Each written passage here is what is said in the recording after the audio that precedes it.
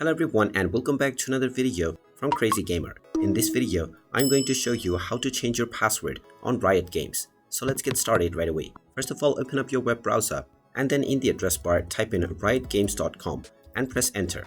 You will now be taken into the official Riot Games website. Now click on your account icon at the top right corner and proceed forward with logging in if you haven't done so already. Once you are logged in and taken into the home page, hover over to the account icon once again at the top right and then click on settings. You will now be taken into your settings page, from which if you scroll down you will find the Riot account sign in option. First of all, just type in your current password within the current password box. You can then type in your desired new password underneath within the new password section. Finally, type this new password once again within confirm new password box and then click on the save changes button. Once you click on save changes, your password will be changed within your Riot Games account right away.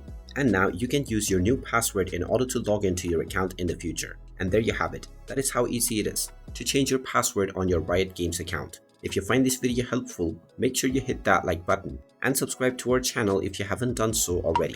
Also ring that notification bell to never miss another update from us. Thank you for watching and I will see you again in the next video.